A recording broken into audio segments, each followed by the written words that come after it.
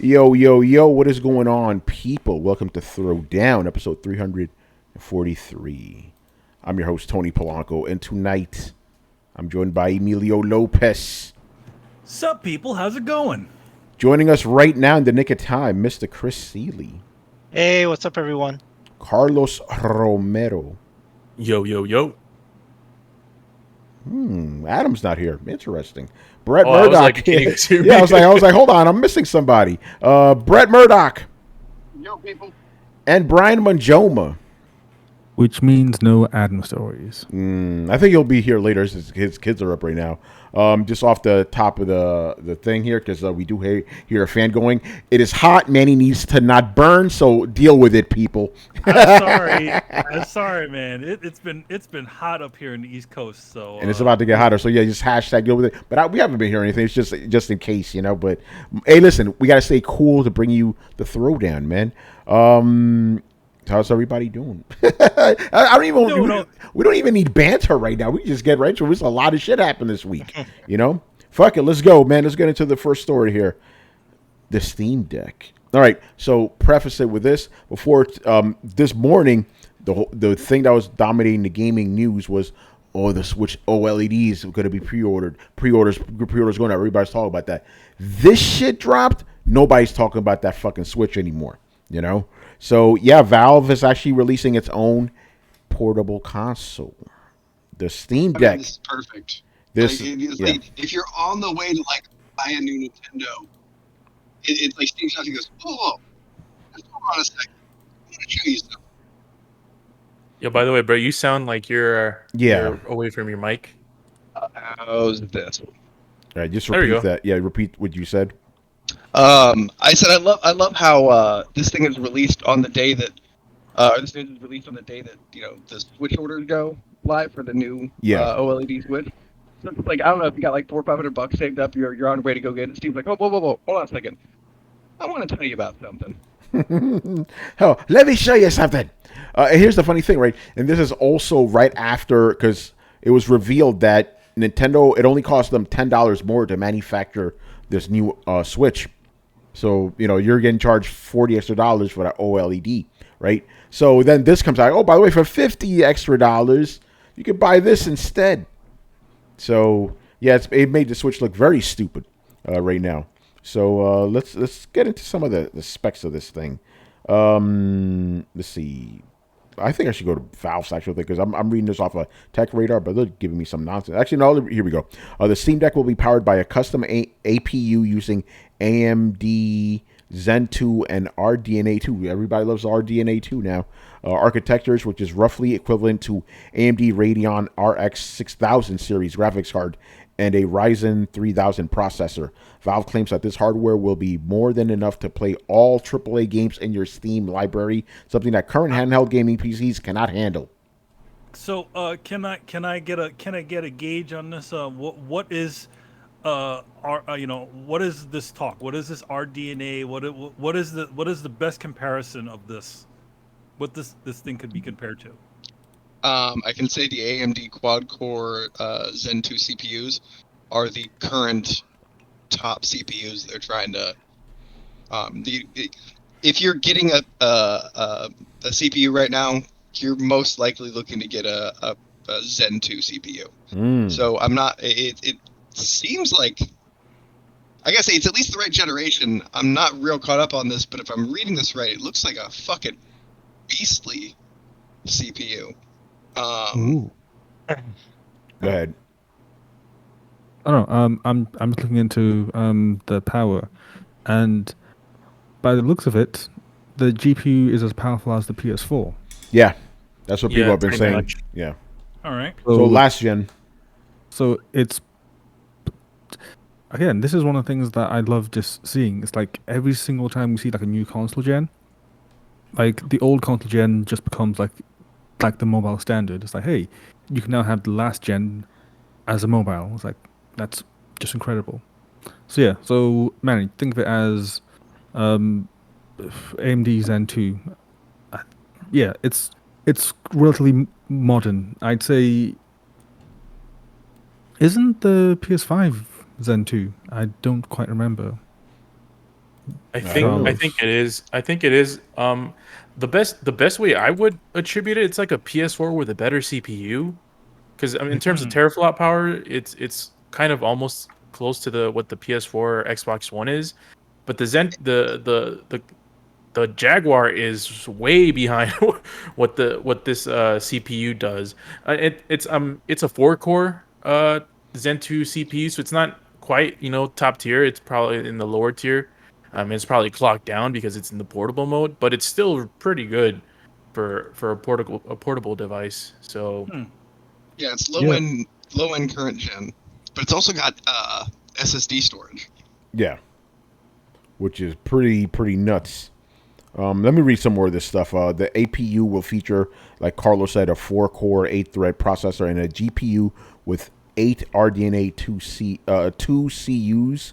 To put that in perspective, the weakest AMD RDNA 2 GPU right now is the Radeon RX 6700 XT, which has 40 compute units. That means that while this handheld PC should be able to play most games, it's probably going to be limited to medium settings at its native resolution of 1280 by 800 in the most demanding PC games. Yeah, I heard 720p is like the most this thing could do. It will also feature 16 gigs of RAM and will start with just 64 gigs of eMMC storage, with more premium models, including, we're going to talk about the premium models in a bit, including more bigger hard. This motherfucker's trying to get use $20 words in here and shit. Nobody understands what the fuck capacious means, bro, except for me. Bigger hard drives, SSDs, like you guys said. If you run out of storage, you can also use a micro SD card and run PC games right off of that. That's cool. Cool. And just like the ill-fated Steam machines, we will talk about Steam machines in a bit. This will also be running on Steam OS, which means that you won't be able to play your whole gaming library natively unless you could load Windows 10 or Windows 11 alongside the Linux-based native OS. I heard you could actually do that, by the way. Expected to ship in December. The cheapest model is $399 for the 64 gigabyte model, and is this the most expensive one? $649 for 512. Yep. Yeah. Yes. Okay. Yes. Damn. Really? I thought it was more. That's not bad. No, for a handheld, that's not bad at all, bro. Yeah. And then Also, it docks, and it doesn't even need a dock to dock. It just already, natively just plug it into whatever your, CRTV, if you have the cables, HDMI, that kind of thing. But you can also run a mouse and keyboard off it too. Yeah. Yeah, and I think crazy. I've seen it also runs, obviously, what do they call it? USB Steam like OS. controllers and stuff like that. Yeah, it's running with Steam OS. The only few questions I had is like, does it have Bluetooth on it? Yes, it does. Bluetooth and Wi-Fi. All right, so that means that means if you have any sort of controllers, you could easily probably pair it to it. And it's just running Steam OS, right? It's not running like some funky version of Windows, right? Like Windows Lite or something. No, you could probably install Windows on it. I guarantee somebody's gonna figure out how to put Windows on there. Oh no, they said in the video that it's made to install Windows on it. There you go. You just get Windows. Okay. Yeah.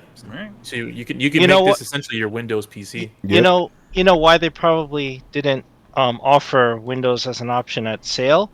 Because Microsoft charges too much for those licenses, even bulk licenses. Yeah. So the volume licensing is too expensive. So it would jack up the cost of the system by at least $100. So they just said, "Fuck it. You want Windows? You can put it on there. You go buy it. Put it on. You buy it. You buy it.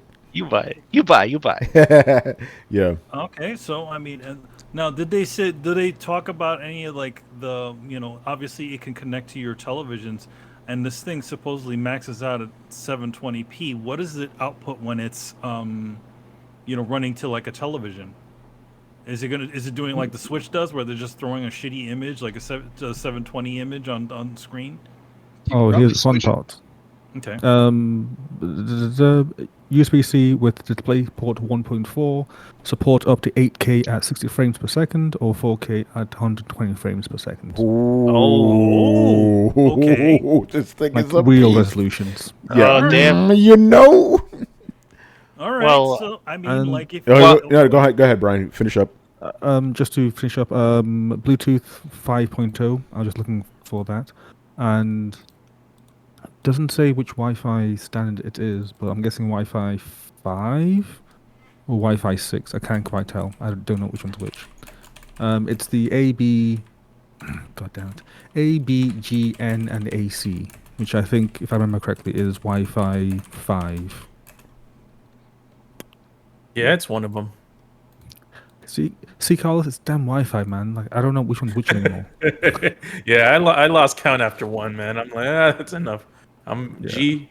Yeah, but AC is like the last compatible one, like that Oh I've damn! seen. Oh damn! Hold on. Uh-oh. What else? What's up?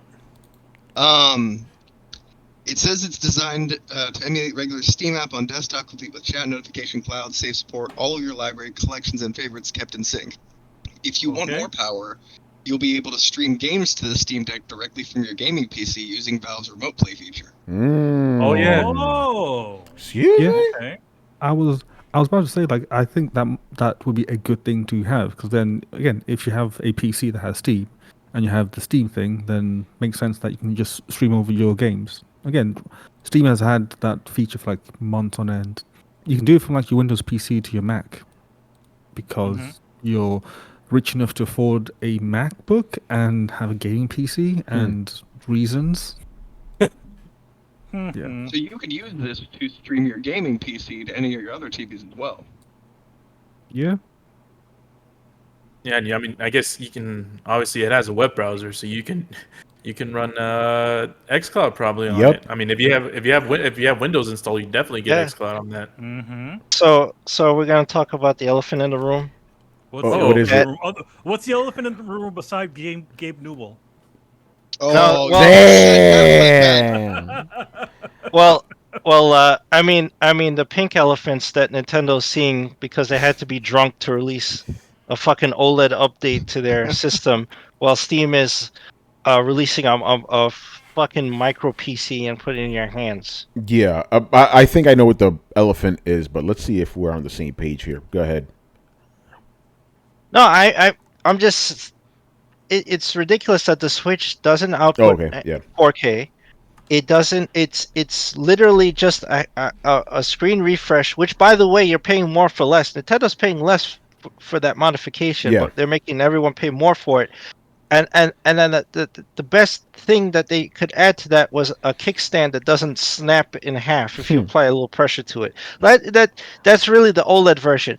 And nobody with a modern TV like what Tony has or Yeah. Carlos has, or Hip Hop Gamer with his IMAX level quality screen, and is gonna buy a Switch, right? It's a downgrade, Yeah, right? fuck that. But this thing is quite an option, because like, while the Steam box didn't take off and whatever, this thing might be viable, right?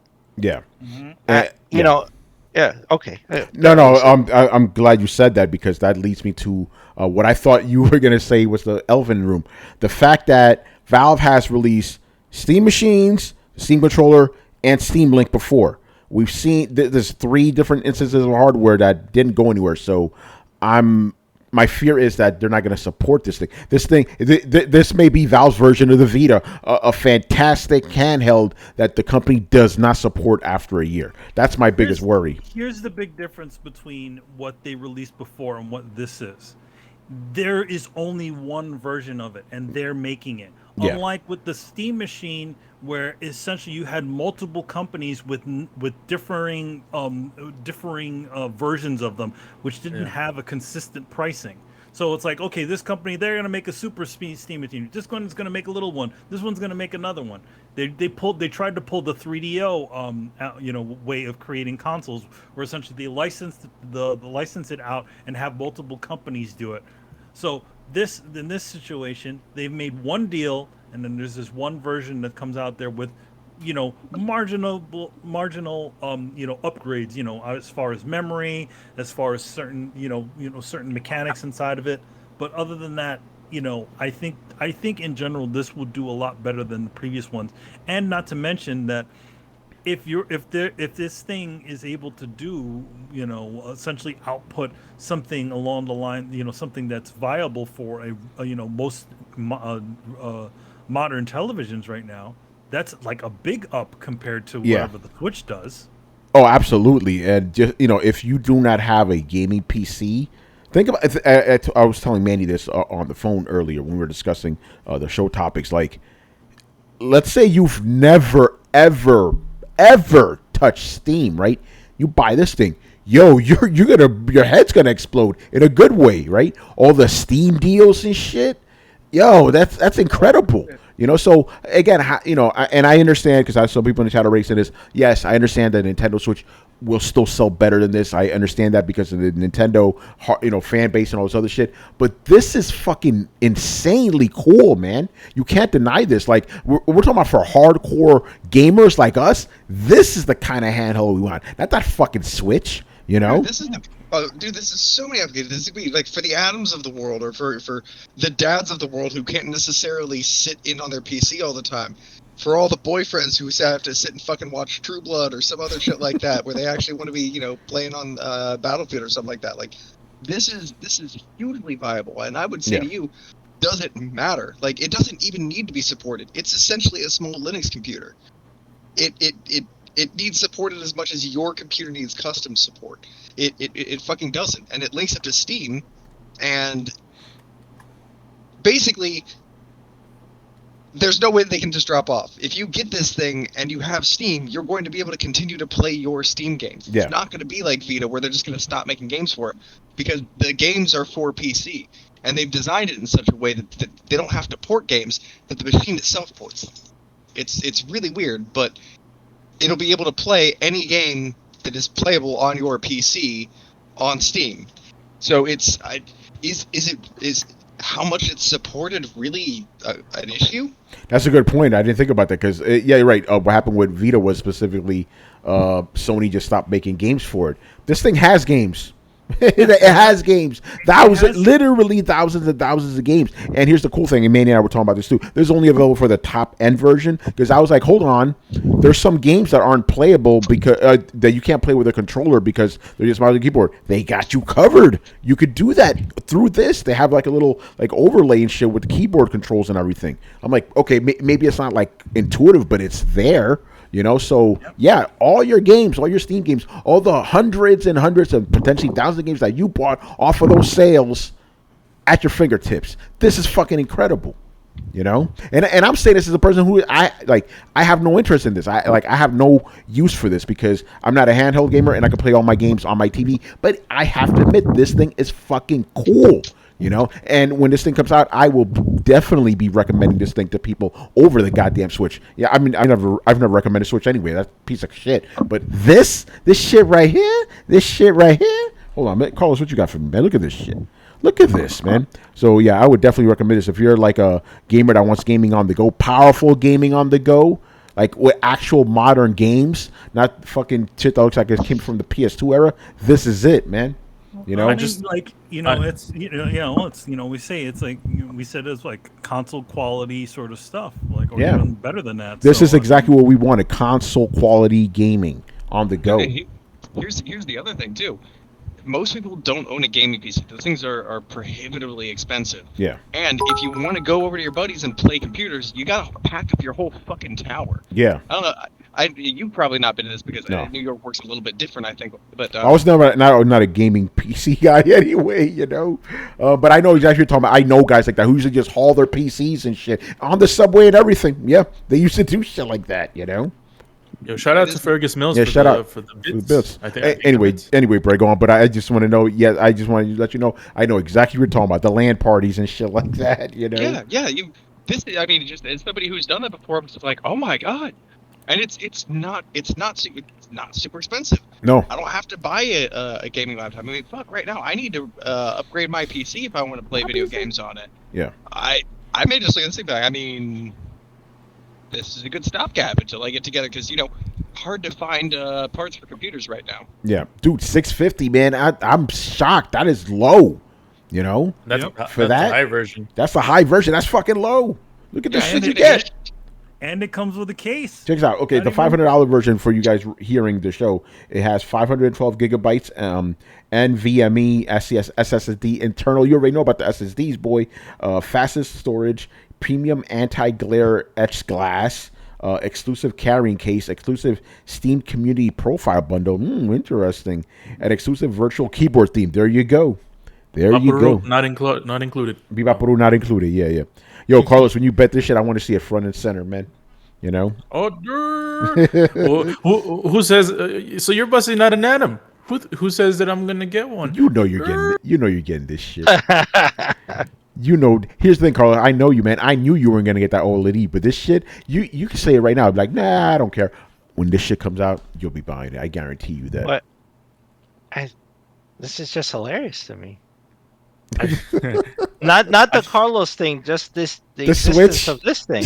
Yeah, no, because here's the thing: like, what has Nintendo been padding their library with besides their first-party titles, which are now few and far between when they decide to come out with them?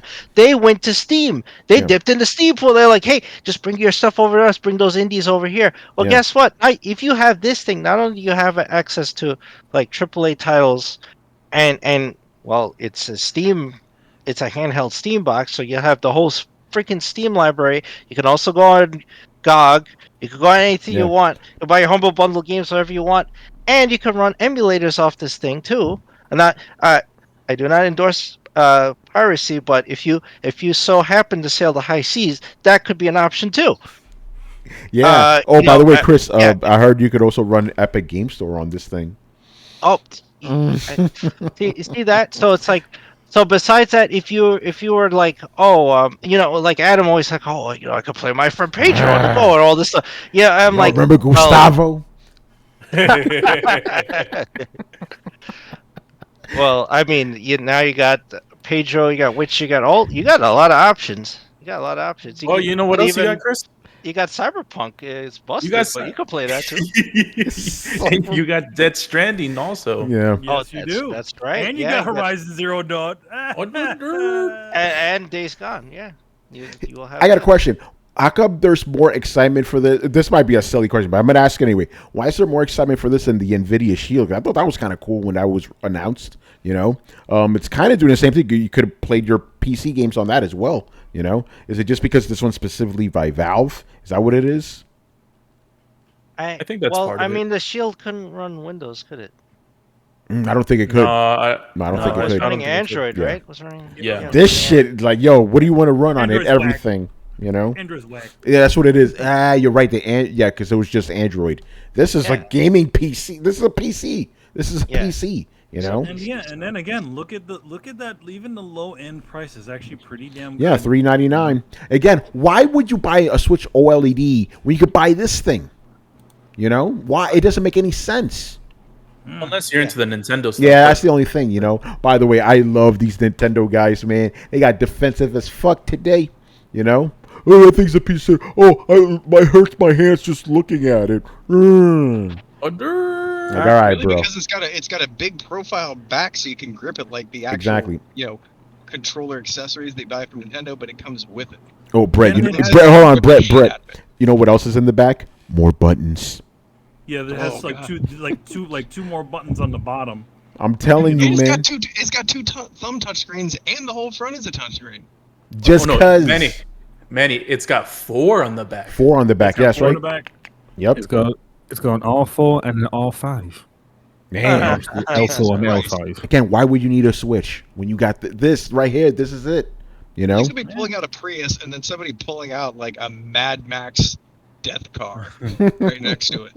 I like the way the case has a handle on it. Yes, that little handle. It kind of looks like when the pool sharks would come over and they have that little case there. Oh yeah. Look at that. Hey man, I'm surprised. I'm just surprised how low that first price is. Yeah, $399. Yeah. Yep. So, yeah, man. I don't know, 64 gigs. That's only be only indie games you're playing on that shit. I mean, you can put. I mean, it's 64 gigs, but you can put your own SSD. I mean, not SSD. Your own micro SD, right? Micro SD. Yeah, you can put your own micro SD in. Okay, so you're good. Can you upgrade it or no? Like, or you just have no? I'm saying like upgrade it like internally, like change the memory out, or is it something else? Like, No, the only thing you can do is just insert a new micro SD slot card on it to increase the memory, the space. But I think that's pretty much it. I don't think you can upgrade anything else. Yeah, it doesn't seem like it's modular or anything like that. Yeah, it's too small. It's too small because I think the only thing that might be is the NVMe SSD.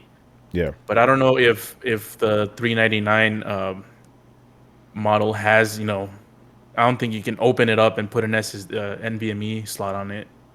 No, it seems like the only thing you can do is just insert a micro SD card. okay. By the way, Yeah. a lot of I'm sorry for the people who love Nintendo because it's like we're kind of bashing it. I'm not sorry. Episode. Well, there is a big excuse about the OLED Switch. And it's like, oh, guys, everyone that was expecting a Switch Pro, I'm sorry, but we're under a pandemic here. So was Valve. And they released a motherfucking console, like a new handheld. And it's like, I'm sorry, wait, didn't the Series X and the PS5 launch during the pandemic? Well, yeah, I'm sorry. That's also another thing, And it's like, it's crazy, man. I mean, this... Didn't NVIDIA release like 3,000 cards like during the... and they all fucking sold out too. Yeah, man. exactly. Yeah, but the pandemic, that's why Nintendo couldn't upgrade more. That excuse is weaker than the delicate little hands that are hurting looking at this system right now. Yeah. Yeah, man. I think I am gonna buy this just because I want to support the whole thing. Although Valve, I haven't been the biggest fan of Valve in the past decade because they refuse to release sequels to games that I love. You don't make games, period, man. Oh yeah, they don't make games anymore except for like Dota patches and not Contra, what's it called, Counter-Strike. Yeah. Patches, and it's like, yeah, man, I like this. I don't have much use to it. The reason why I'm hesitant about saying that I'm gonna buy one is because I don't like to play handheld anymore. Yeah. I'm not like Brett that he can take his handheld to work and play. Even if I go to my actual physical job, I wouldn't want to play games there. Even during my lunch break, Adam likes to do that too. People have long commutes to work sometimes. I don't. I work from home, so it's one of those things where I don't see much use to it. But the principle of it, I would like to support.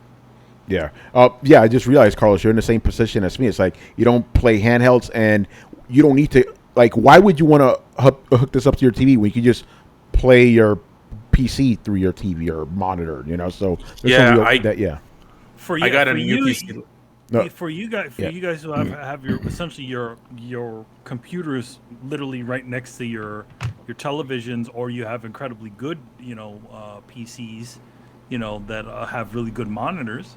Yeah, that I can't. You probably won't be attaching this to your TV. Yeah, there's be no point. Yeah. But for somebody like me who doesn't have a very powerful computer, to have something like this, I would get it. Yeah, no, for sure. But that's the point. Think about it like this. Carlos and I have no need for this. We think this is fucking dope. We think this is cool. I mean, fuck. Maybe I'll buy one too, just cause. Excuse me. Because again, it could just be sitting there. It'll be like the Switch collecting. Actually, no, it won't be collecting. Look at that fancy case, man. Never collect dust.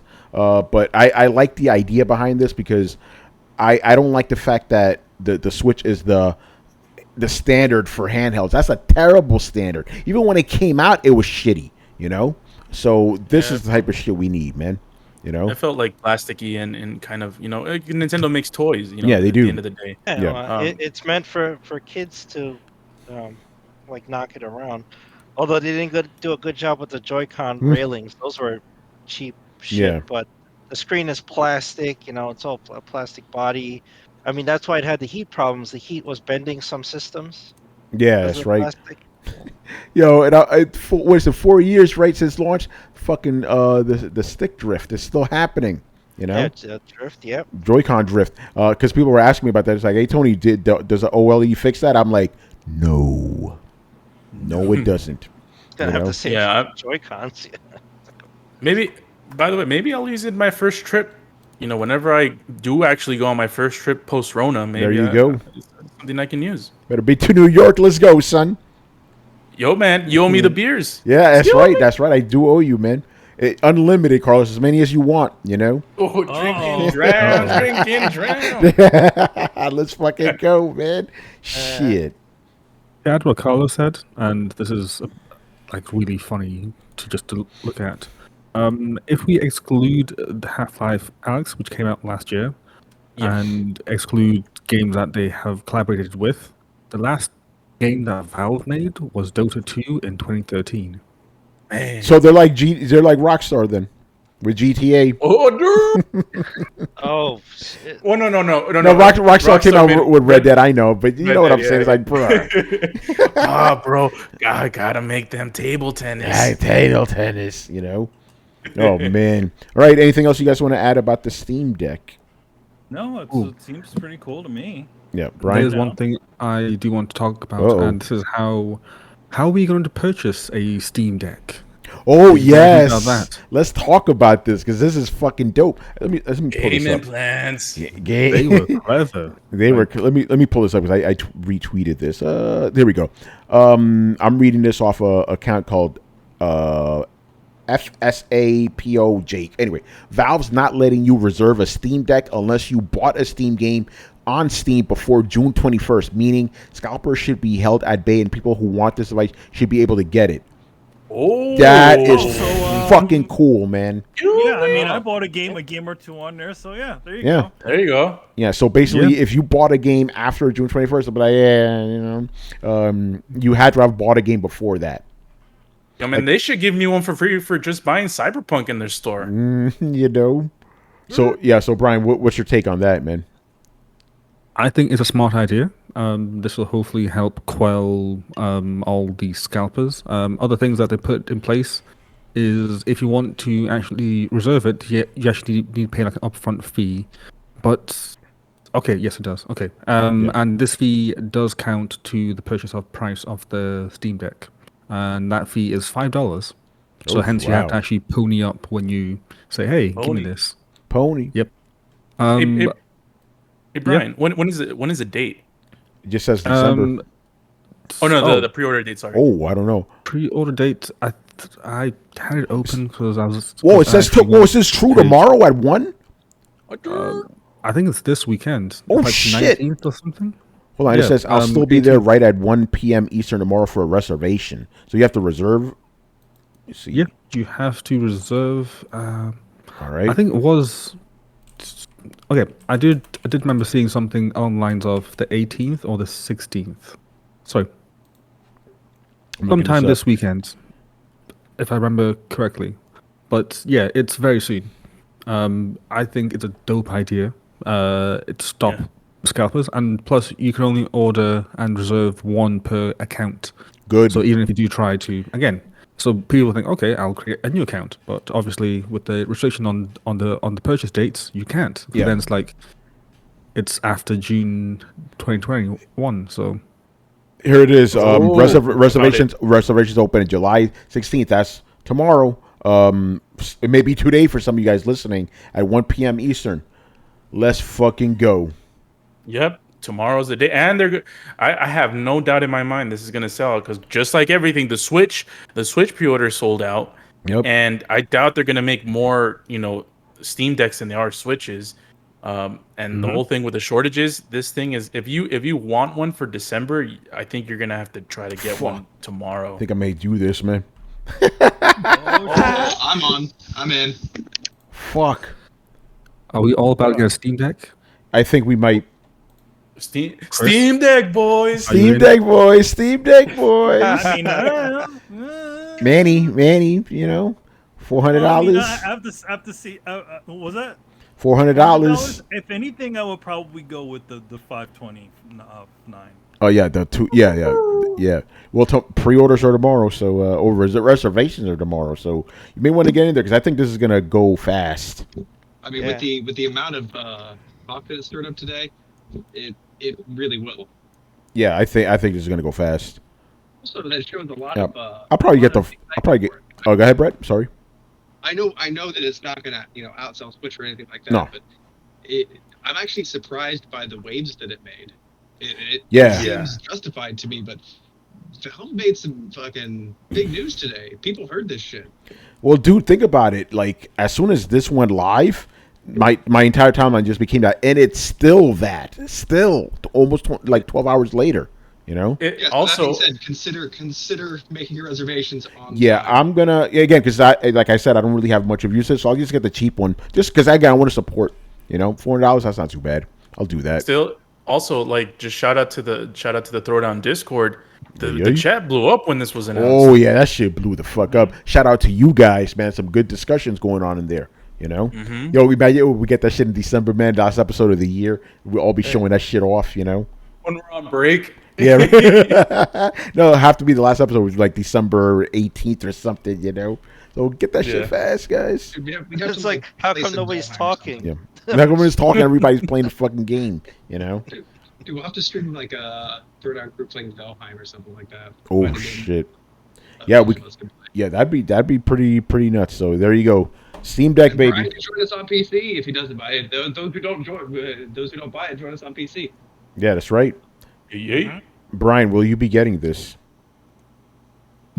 I'm trying to justify it. That's how bad it is. Like, it's not that, oh yeah, I think I will or might. Is that I'm trying to justify it. I'm trying to tell myself that I should get it. That's how bad it is. It's like, Yeah. No, you're right. Now get it, Brian. Get it. I know, but Hey, you got a Can you Switch, just man. trust- Upgrade. Fuck the Switch. Play this. can I really justify this? Yes, you can. You I bought know a I Switch. can, but should I justify it? That's You the bought a question. Switch. You bought a Switch, man. That's all I got to say. If you bought a Switch, you Justify can- the Switch. exactly. And that thing's a piece of crap. Well, I justify the Switch because it has games I want to play. This So is does essentially this. a PC. I have a PC, Yeah. and it's just like, can I justify this? Yeah, Well, think of it Tony, as yeah. this is not just a Steam Deck. It's your backlog machine. Think of it that way. Yeah. Oh, Shit. Portable Tony. portable Warframe. Oh, go ahead, Brian. What's your question, man? You know why I need to justify it? Because when you're on the tube. No. Tell me. Oh, okay. I'll talk after the show. It's like yes, man. All right. It just so happened there's a bunch of free games that fell off the back of the truck that include every game ever made. Oh, no. It's not even that. Tony, Yeah. you come on. I told you right. Like I had to justify things to people, I think I may have You- forgotten that. to a person in particular. Yes. Yeah. Hence, I'm trying to justify it. Like, how do I say that? But then it is in December, so I could just say, oh, it's like cheap and shit. Just say it's a present for yourself. no. There we go. Yeah. If you're justifying it to a girlfriend, you could always justify by like, see, now we can play these games together. See, that's the thing, though. She was smart and she got an extra PS5 controller. So it's Oh. like, damn her. Oh. Yeah, but there's She's so a many wily games- one.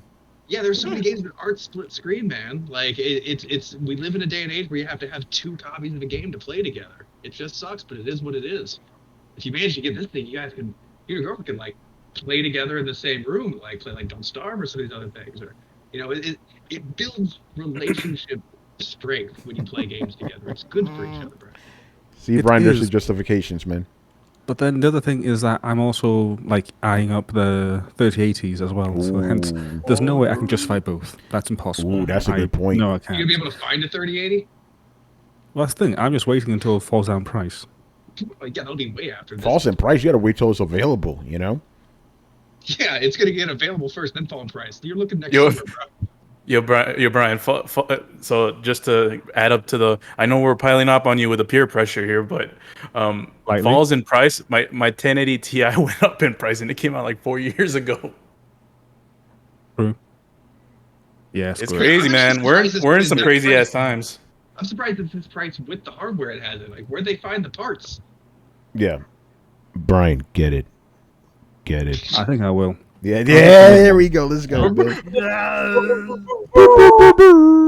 No never. peer pressure, but all the cool kids are getting it. Oh man. All right, good stuff, people. Let's go to the next topic. We got to talk about the other big controversy of the week.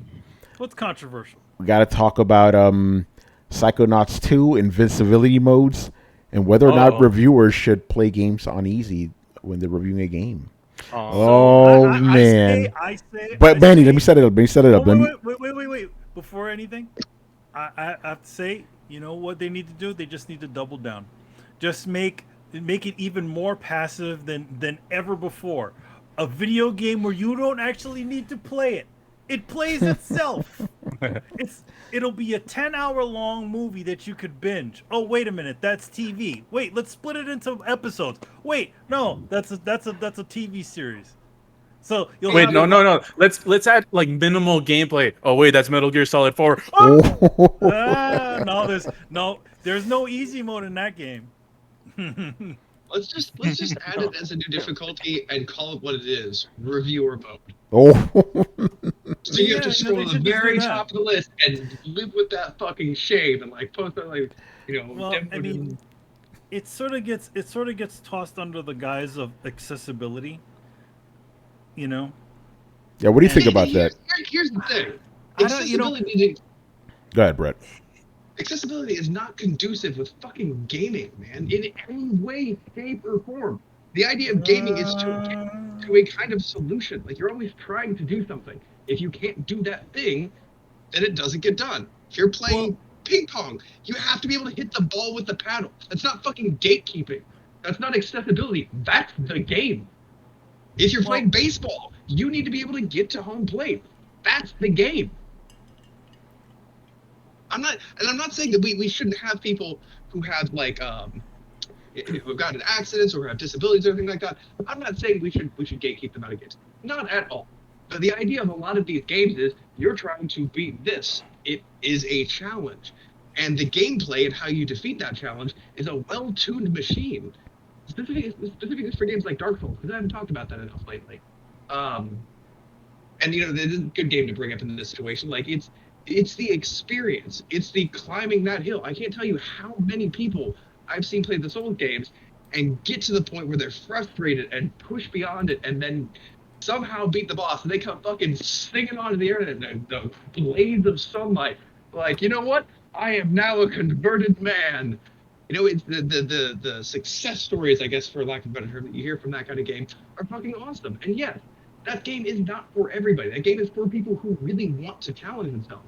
Maybe it's not for people who don't want to challenge themselves. So maybe not necessarily giving them an easy, free cheat code or a way to be invincible. It's not the game. You know what I'm saying? Like, it's like I'm gonna read a mystery novel, and I'm gonna read it.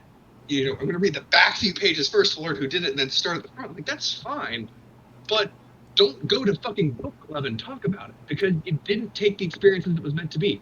You can't tell people about the experience as it was meant to be, right? Like, and just think about it. If any of you were writing, you wouldn't want to be reading your shit out of order, or if you did, you wouldn't then want them remarking to the world how they feel about it. They didn't even do it the right way. They didn't even take, and that's fucking the thing that pisses me off. It spits in the face of the people who made these things. They want you to do them a certain way. They put in difficulty modes and balance them so that you have options and accessibilities, right? Like, doing it in full power or God mode or reviewer mode or whatever the fuck you want to do it, like, that's not how these things are meant to be done. If they were meant to be done that way, the creators would have put them in there. Well, to be fair, it is the creators. The creators are putting it in there. I mean, here's the thing, like the Super Mario, one of the Mario games had an invincibility mode if you ended up dying a lot. I can't remember which one it was. It was one of the new Super Mario Brothers, but it had like the gold cat suit that literally just you could literally run. Super Mario 3D Land. Also, Donkey Kong. Believe it or not, Donkey Kong does it too. I'm not saying that you can't have invincibility mode. That's not what I'm saying at all. Everybody should be able to enjoy their games however they want.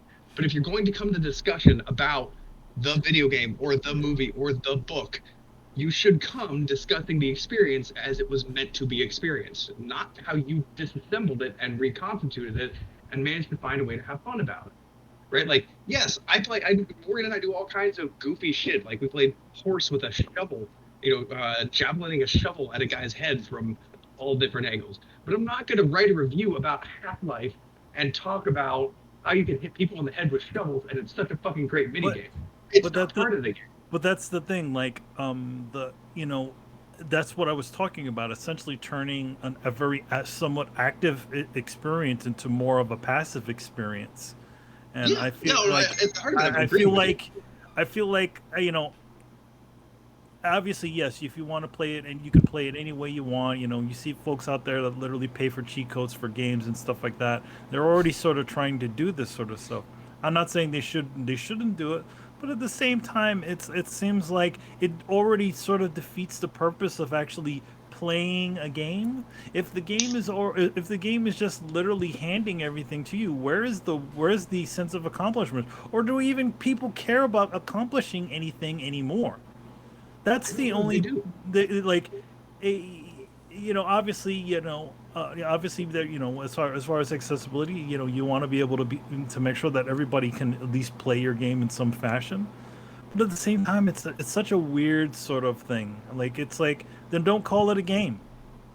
Just call it a TV show.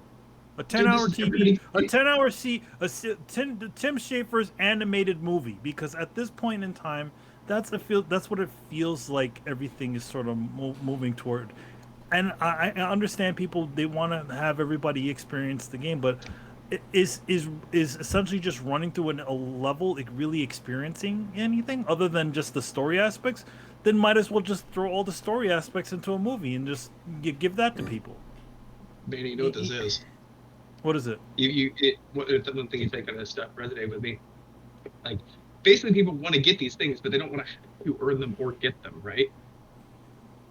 They want to. There's only one side of it that I feel like people want. When it comes to these sorts of things, they only really want one portion of it. Really, the gameplay aspect of it really is a second.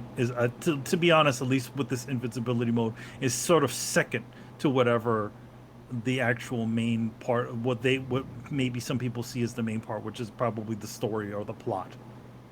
I feel like this is just the idea of give everybody a trophy continued, and like that fucking never works. It's so interesting because it's like, like, people were saying this about Cuphead before. They're like mad that the game was difficult because it prevented them from essentially finding out the plot of the game, or supposedly, or seeing the rest of the game. But it's like, at the same time, it's like, isn't that part of the gameplay loop? And wouldn't that also sort of kill that part of it, the sense of accomplishment? Then again, my thoughts on these things, maybe a lot of our thoughts on these things, is maybe old and antiquated. Maybe just people just want to just watch these games and not really, we live in a world where literally people will just go on to YouTube and watch people play games for them. Yeah, I mean, that's okay. Like, I think what we're talking about is people who then go on and review them or talk about them, which to me seems like going to the book club after you decide to watch the movie. That's fine. You kind of got the same idea, but you didn't get the same experience, so you can't talk about the experience like you shared it. The reviewer part of it, I feel like that's also a weird aspect to it too, because on the one end, you do want to give your readers a very accurate representation of what you've played. And to be honest, I would say Infinity Mode is not an accurate representation of the actual game. Is it? I don't think so. Oh, by the way, that specific thing, it came up because I don't know what site he writes for, but one reviewer very boastful about it too, saying, yes, every game I review is played on easy mode. And a lot of people were very upset about it, including Colin Moriarty. It's my best friend Colin. Well, Colin is the one that went out there and said, "Hey, I played it on everything on whatever normal mode, and I played the whole game through." And he was coming down on people, but at the same time, it's like, I don't know, like. Again, also what's been said before, that to be a games journalist, you don't actually need to be very good at games. We know that firsthand, So I mean, to be honest, it's like, I mean, I guess it's again, it's such a weird way of doing of reviewing a game because it's not an accurate representation of what the actual game is, unless you're just talking about the story or the plot. But you can't really talk about the difficulty of the game because unless easy mode was difficult for you. Yeah. But don't we Yeah, go ahead. don't we have those journalists because we have these discussions where we kind of all talk about this and we're like, oh, well, I guess we should kind of, make a little bit of room. It's okay. Not everybody has to play these games and the same thing in time as us. And over a while, that just degrades it to games journalists not being good at games. And I'm kind of sorry, like that. A games journalist, in my opinion, should be somewhat good at games. They should at least be proficient. And that's, I think, something very telling when everybody's shocked to find out that games journalists aren't good at games. Even when you're a kid, you just kind of assume that's part of it. I have to be good at video games and I have to be good at writing. Those two things are what can help me become a games journalist. So now we get to the point where you don't even have to be good at games. Okay, so you're good at writing? That widens the pool quite a fucking bit. I guarantee you, if we said that we have to have, if games journalists had to be able to play video games and be proficient with them, we'd still have plenty of games journalists. You know what? Maybe not too many, but still plenty. Yeah. I got to step in right now as the designated game journalist here. Yeah, my first EA event was very fucking eye-opening because I had always been under the assumption that if you're a game journalist, you got to be fucking elite. This is what I thought. So I go into my first match. It was Fuse, by the way. He is an Insomniac game that's actually not good, right? I go in there. It was 3 versus 3. I was on one team, another, and I'm thinking, oh man, I'm gonna be embarrassing my fucking team. These guys are gonna be better than me. This is gonna be bad. I'm gonna look terrible. My first gaming event, I'm gonna look like a fucking scrub. Yo, not only did I carry the whole team, but we murdered the other team. I'm like, what the fuck just happened? Well, how am I better than these dudes who've been doing this forever, right? And then we go to subsequent events. Manny and Chris could vouch for this too. You see these guys playing demos. They can't finish the demo. And you don't know how many times I've heard this line when I finish demo. Wow, you actually finished it. And they would call up their PR guy, or the developer. He finished the demo. I'm like, why wouldn't I? It's a fucking demo. Like, why wouldn't I? Or when they go in there, I'm playing, I was playing Rise of the Tomb Raider. Like, oh, are you familiar with the franchise? I'm like, yeah, I've been playing Tomb Raider since 1995, and I beat the previous game of the reboot. He's like, oh, you beat him? I'm like, yeah, and I got the platinum. And they were surprised by it. I'm like, why? It's a fucking game. Of course I'm going to play it, So I've learned very quickly that. Here's the thing. I do want to dispel this thing. Most gaming journalists that I know are like me, right? They play games. They live and breathe this shit. But there are some really high up guys that are not very good at games. And obviously because all this stuff went down, people were asking me, Tony, do you play games on easy mode that you review? I don't play games on easy mode, period, at all. Like, unless it's for a trophy, right? I will, where you have to play it on easy or whatever. I will not play on easy mode. Even if it's a collectible, I'll still play it on normal. But conversely, I also don't play games on hard unless it's for a trophy. And this is my reasoning. I think it's pretty good reasoning. I play games on normal, not only because I just like to play them on normal. That is what most people are going to be playing these games on, right? So even if I'm playing a game and I feel it's too easy, I will not bump up the difficulty because I need to play it the way most people will play it. And I will say, hey, this thing's too easy, but I will always play it on normal mode. So that's my thing. And I'm still, even days later, I'm still debating should I judge these guys that play games on easy? Because if you're playing games easy on your own, I don't care. I literally don't care. If you're playing it on your own or whatever, I don't give a shit. But if you're reviewing them, you're kind of misrepresenting the game here. Just as if you're playing the game on hard and you're reviewing it, you're misrepresenting the game too.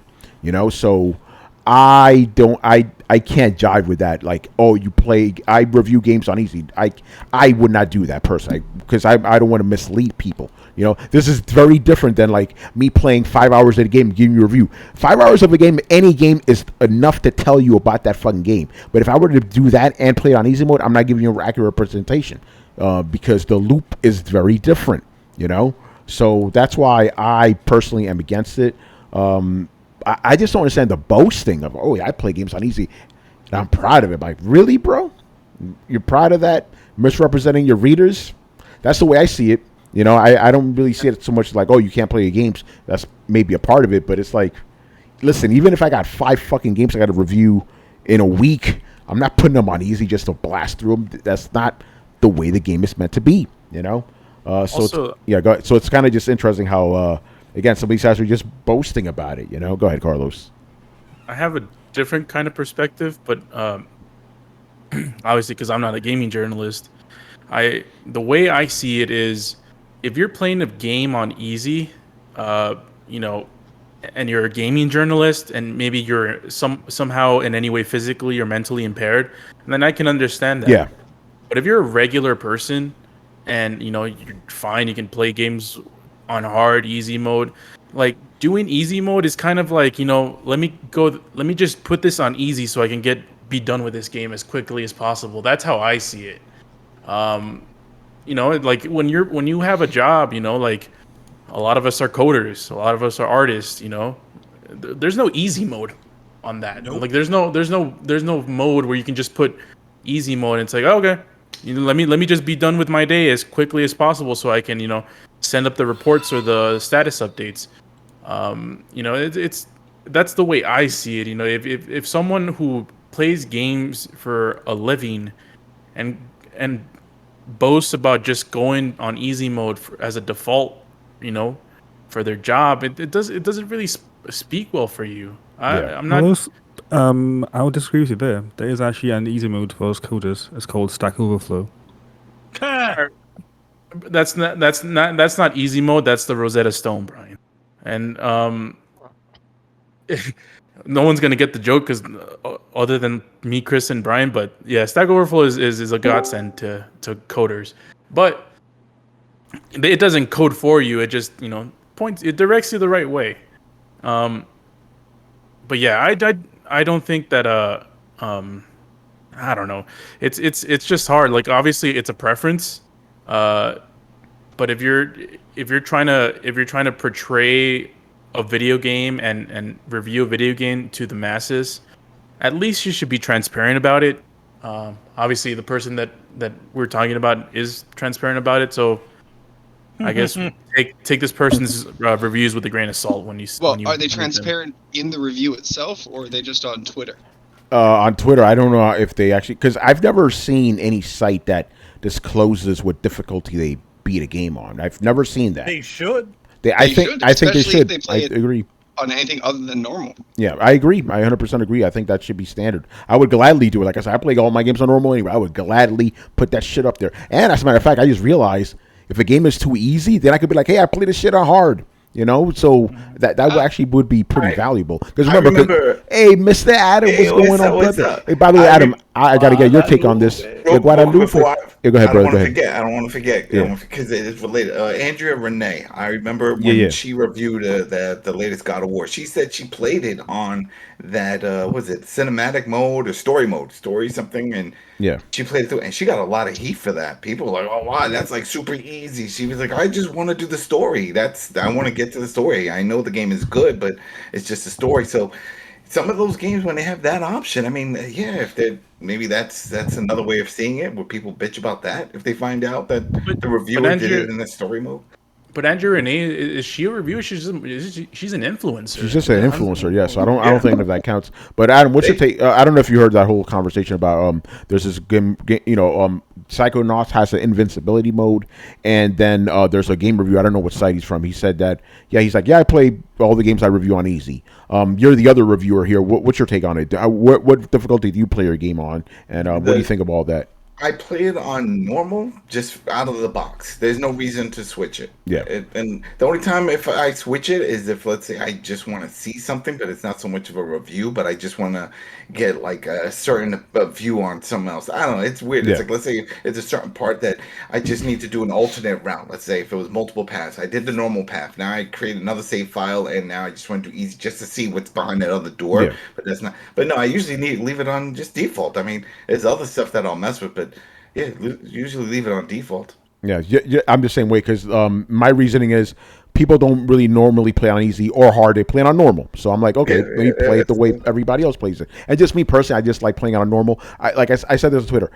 I don't like easy mode because I don't want to rush through a game, and I don't like hard mode because I don't want to beat my head against the game. I want that perfect balance, you know. Yeah, and the problem with easy, and people are like, oh well, why just go through easy? A lot of the bosses or certain characters won't do all their moves. They won't, yeah. A lot of their powers won't come out. So let's say if I say I played a game on easy and I got to a big boss battle, right? And I'm like, okay. And I'm like, man, he was a piece of cake. And then I see other reviews say, man, don't you remember when he teleported and he split into 3 people and all this shit happened and a cutscene came? I'm like, I didn't see any of that because they were like, oh, we're going to dumb it down. You want it easy? He's just going to do punch, punch, kick, kick. You're not going to see anything else. So, no, if you want to have that experience, you just leave it at normal. And if people bitch, like, oh, you got to play it on hard. It's like then the publishers would have made that the default. Yeah, no, you're right about that. Yeah, so no, don't bitch about it. Just play it as the way it's intended. That's all. Yeah, and I want to add this about hard mode. This is why I don't like playing hard mode, because most hard modes are fucking cheesy. It's just you are weaker, you're weaker, and the enemies are stronger. Now, if you were to tell me there's a hard mode where not only are the enemies stronger, but they do other moves, I'm playing that shit. I want to see what these moves are, but that you don't really get that most of the time. Very few games. I could only name 2 games off the top of my head. Infamous, the first game, and Vanquish. Those games are way better on hard because there's other things that happen in the game. I hear Ghost of Tsushima is also pretty good on hard mode too.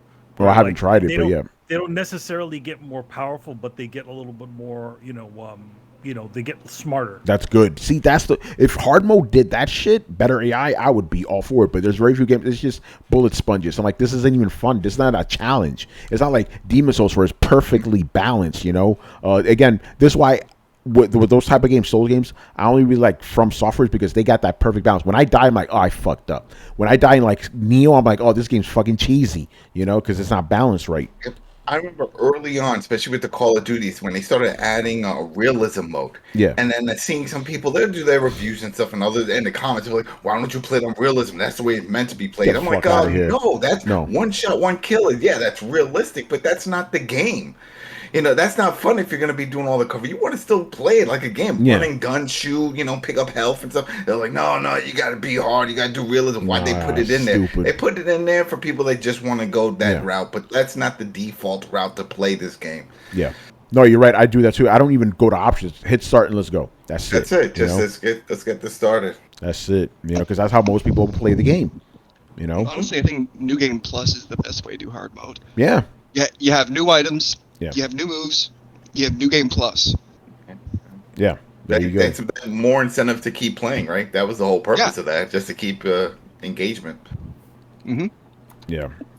All right. Anybody else want to? Just like Tony said, there's new moves. I want to find out these new moves. Yeah, I'm like, I want to play that shit. There's new weapons. Oh, dope. Is there a weapon I can only get in New Game Plus? Oh, dope. Yeah. Okay. Let's go do that shit then. Yeah. Here's the thing. Back in the day, games used to give you shit for being in on hard. They don't do that anymore. You get a special outfit, get some kind of emblem or something to brag about. Like, look what I got. You don't got this, sucker. Yeah.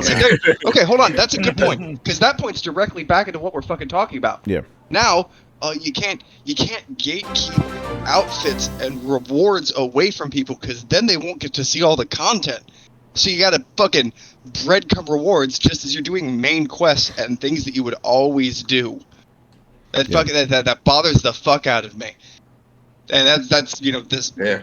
Or you pay $5 for it. That's all we've done. Is all this fucking complaining about. Oh man, well I want to be able to see all the content. And I don't want to have to do the fucking super difficult time trials to have to get the special suit because that's content, and I don't like being withheld from content. Great.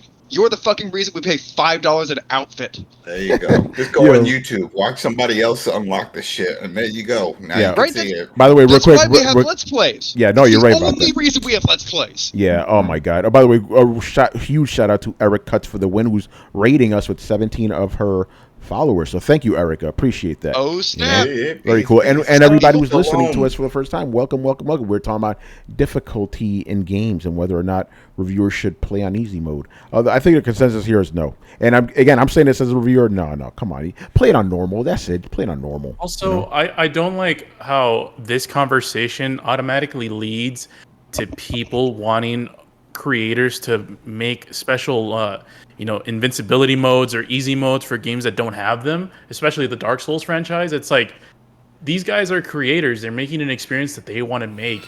Do not try to force them to do what they don't want to do. Yeah. And it's like they're trying to even shame them. So I just don't like where this whole conversation leads to. That's the problem. Yeah, I was asked that a bunch of times. Like, hey, do you want to see difficulty modes in Dark Souls? I'm like, no. Let them do what they're gonna do. If they don't want it, they don't want it. Simple as that. Like, Same reasoning why these guys at Double Fine want to put in invincibility mode. That's what they want to do. Easy mode. That's what they want to do. But at the same time, it's like, don't pressure people into doing that. Into it either. Yeah, Don't shame them. That's a bad thing because now other developers are going to be like, that's like going over to Steven Spielberg and saying, there shouldn't be any dinosaurs in Jurassic Park. Yeah. So I just reviewed the Streets of Rage DLC, Mr. X. I can't wait to play that shit. And so besides the DLC, there's also a free update that they released with it, and one of the items included in that is Mania Plus difficulty. And that game already, when you get harder, it kicks your ass because of everything. So I could just imagine that. But there you go. Somebody must have wanted it for them to create it, and it's free and it's out there. It's optional. It should not be seen as a default. People can't say, well, that's what they wanted. Look, it's there. Yeah, but this is an extreme difficulty level. It's there. It's free. Do it if you want, but yeah, for sure. Hey, Chris, I want your take on this, man. Oh, we lost somebody. We lost Brett. No, we lost Brett. All right, what's your take on all this? Oh, the easy mode? Yeah, easy mode, Double Fine, all that other stuff. No, I think reviewers should be experiencing the same thing that people are buying the game for. Like, From Software could easily do this, right? It could be like, hey, you'll never lose your souls when you die, or your blood echoes, and you can't get killed and whatever.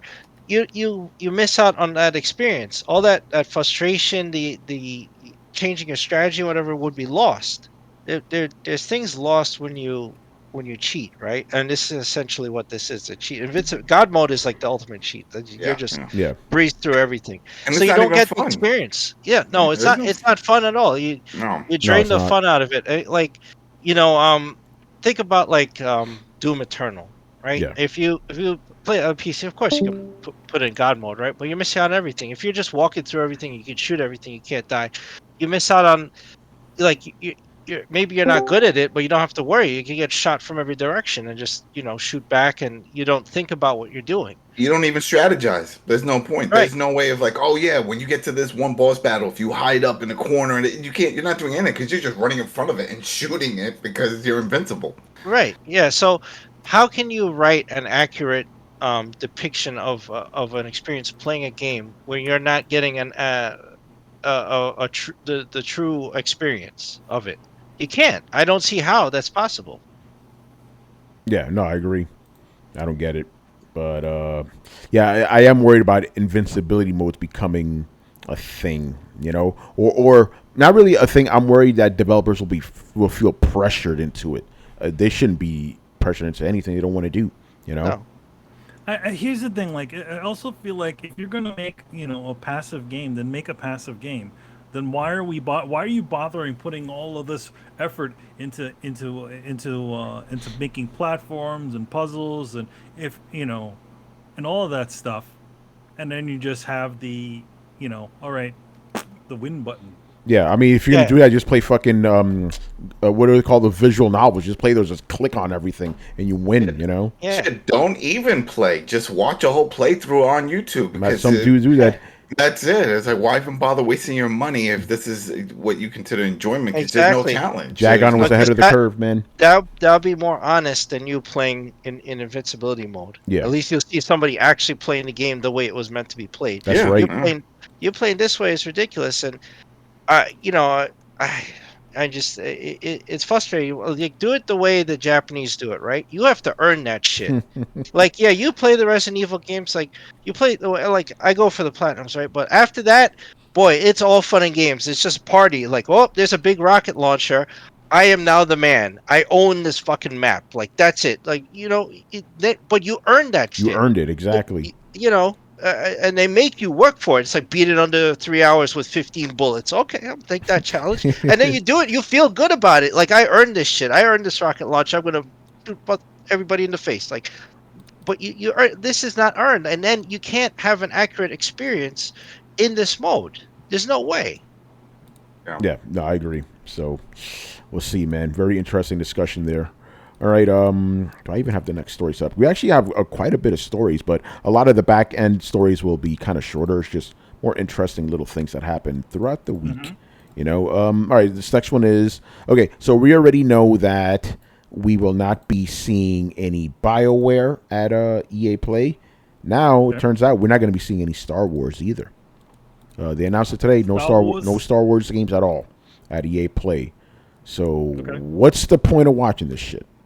Right. There's nothing there. Go ahead, Adam. Go ahead. No, I mean, it's the sports series, and to see, for me personally, to see if they show anything off for Skate, because they teased that, oh, we're going to be working on it.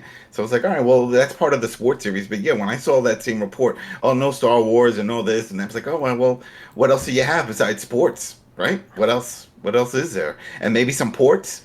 Right, maybe some Dead Space. This is what they're going to show. They're going to have the Dead Space ports. They're going to have Battlefield, right? Apex Legends, sports, like you said, and maybe Need for Speed. I don't know. TV, no. Sports. Yeah. Oh wait, wrong show. Yeah, that's all I can think of. And ports and the Dead Space, right? They could show some of that. Maybe what that's going to look like, and because we definitely know that's a thing. So we don't know that actually. They didn't come. I thought they came out and it's said a rumor. that they were It's a rumor. Oh, it's a rumor. All right. Yeah. Well, this is a way to settle if it's a definite or if it's just BS. Yeah. I mean, think about the back catalog that EA. We've talked about it. They have so much shit that they're sitting on, stuff that they can keep going with, like the Burnout series, or stuff that they could bring back and put some fresh paint on it. Everybody else is doing it, so. I just don't understand why they sit on all these things, and when it's like easy money. At least in my eyes, it's like easy money. People want to see another Burnout? How about this? Scrub that Need for Speed title off, slap Burnout title on it, and bring back that crash system, and there you go. Everyone's happy. Yeah, no, you're right. I'm tired of this Need for Speed. They don't sell. No, they do. They keep making them, man.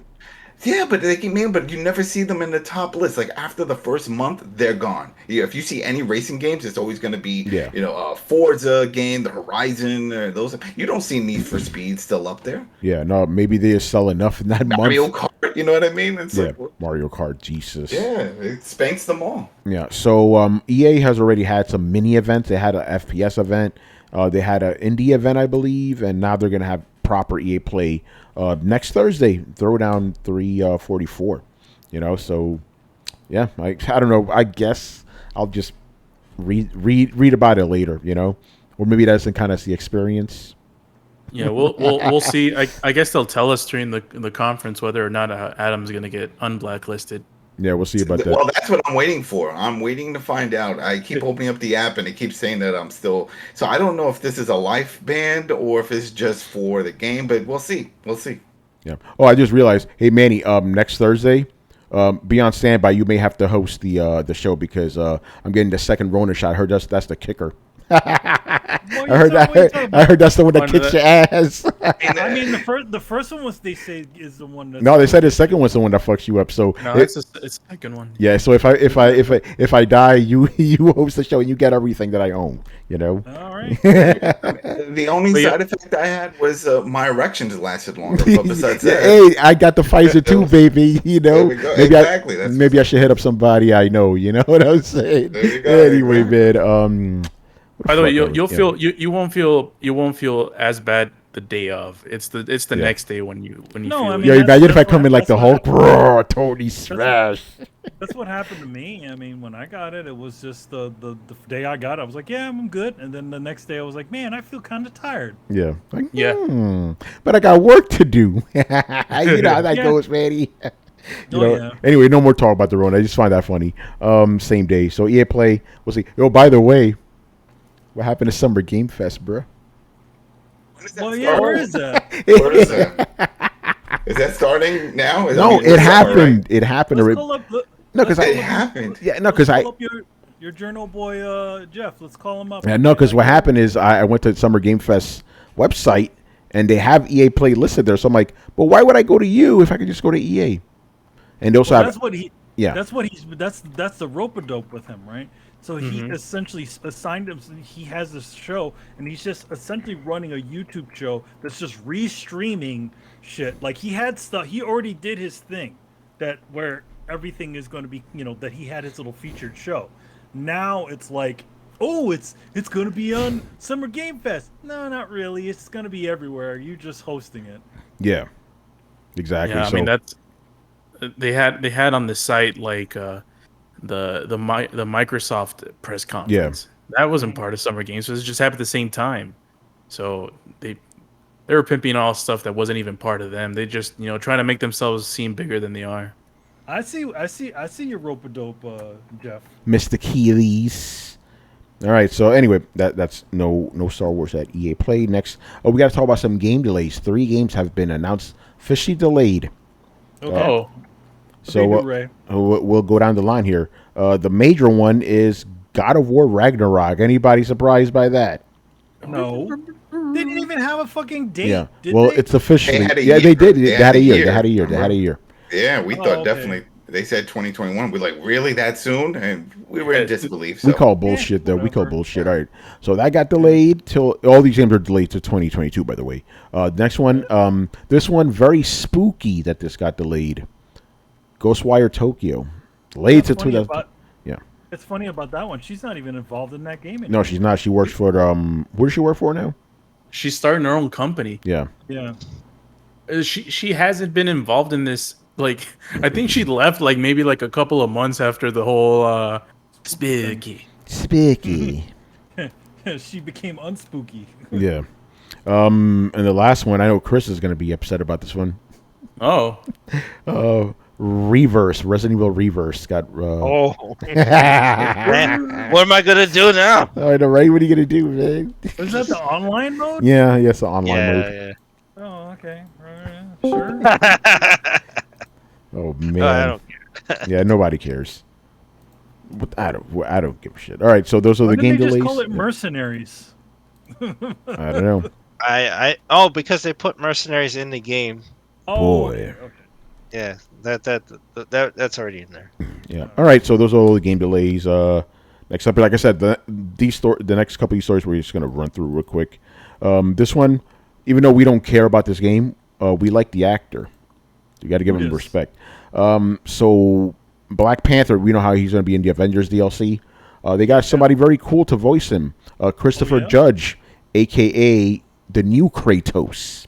Boy. Oh, boy. All right. That's cool. Right. Or Teal'c from Stargate SG-1, Yeah. All right. Yeah, All right. so he'd be like, I am the Black Panther, I mean, that dude's got like a cool ass voice, so yeah. Yeah, definitely. He's probably gonna have like an accent, right? I would imagine so, yeah. They always seem to portray Black Panther with an accent. Yeah. Is someone going to be upset about that? It's like, he's not African, he's African American. Yeah, I don't know. You're right. I mean, about the voice, the actor itself. The black, technically in the MCU, African American was a Black Panther for like a hot second. That is true. So yeah, and then some guy who's African had complained about it. Yeah. Oh man. All right, so Christopher Judge, there you go, boy. So he has to, they at least need to say he has to say two key words, boy and indeed. Yes, he did say that in God of War. By the way, he goes indeed, but the way he said it, that game is more like powerful, scary almost. Yeah. Because Teal'c, he's a little bit more of a laid back type of guy. Indeed, he's more reserved, he's more professional. He's like this is the way Teal'c says it. Indeed, right? Kratos like indeed. There's a difference there, Yeah, right, exactly. Oh. I don't know how many people get that joke, Theirs is mine says it's totally different. Yeah, that's it. That's how they got away with it. It's not pressure at all. It's no. In the way Vanilla Ice, that was from the Vanilla Ice Behind the Music special. Like, you see his face, he believed that shit, Oh man, you just took that shit. It's not the same. It's totally different. What are you talking about? All right, What do you mean? boy. All right, moving on. Guess we got to talk about this game every week. What's this? Got to talk about Cyberpunk. What they do now? Okay, so as you know, Cyberpunk made it back to the PSN store, and it was actually the best-selling PSN game on PS4 in June. Oh, We can see why. There's two reasons. Because it was cheaper. Cheaper, and it's been packed to holy hell. Doesn't mean it's perfect, but they have been working on it. And just like what we've said, a lot of sites have been covering it, and people hear about it, and they're just waiting. So then when they saw it's $10 less, and it's got a bunch of patches, and maybe a lot of these people already picked up a PS5 or moved to a Pro, they no longer have the base PS4. So they're like, because isn't there a disclaimer? There's a warning. When when you click on it, that says if you have a base model, it may basically run like crap on your system. So this game may be hazardous to your health. Yeah, exactly. So if actually, light on fire. Yeah, it may be hazardous to your system's health. So yeah, Cyberpunk. By the way, there was some confusion. Like, wait, this thing sold more than Ratchet and Clank? No, it's just for the PS4 side. Although I want to see which one sold more in overall. Very interesting. All right, moving on. Next story. Which one is this? Oh, I kind of threw this in here because of Carlos. I saw you speaking about this in the group chat, the Discord. Netflix wants to get into gaming. They've kind of already been saying this, though. Yeah, but now it's more official. They got somebody from... Who the fuck did they get? They bought somebody in from... They made that Stranger Things. That Stranger Things game that came out like 2 years ago. Remember? Okay, so check this out. Netflix now has a gaming division, and they've hired Mike Verdu, a veteran of EA, Zynga, and Oculus, to run it. So yeah, Netflix is gonna be making games. We'll see about that. It's going to be interesting what approach they're going to take. And if they can go the Stadia or they can go the xCloud kind of route. I hope it's more of the xCloud. The library, the thing that sucks about them is the competition's already set when it comes to this kind of service. So they're not going to have an impressive lineup out the gate. No, they're not. So they're going to have to entice a lot of third-party developers to put their games on the Netflix. When we don't even know if they're going to do what are they going to do, like a Madden or a FIFA or something like that? It's going to be interesting. Yeah, are they going to do original games, or are they going to have? I think it's going to be based off of. It's going to be based off of. If they want to make the most money, just whatever original series they have, and then make games off of that, like they did with Stranger Things.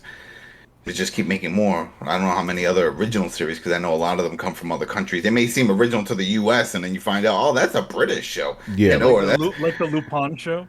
Yeah, it's like they got that's a French one. Was it the comic? I could have swore I had the comic of that. Well, Lupin is a famous old. It's an anime, yeah. All right, so then that's it. No. Not even the anime, dude. He's older than that. He's really? He's a classic, a classic character. Lupin the Third is just was based off of that. That's why he's Lupin the Third and not Lupin in general. Yeah, he's just a famous old. He's like on the level of like a Sherlock Holmes. Just think of it that way. Yeah. It's right. I didn't know that. I thought it was just an anime. But man. Well, the thing about it is that, in fact, one of the reasons why Lupin the Third has had a lot of issues in the United States or in other territories is because of the family that owns the rights to Lupin.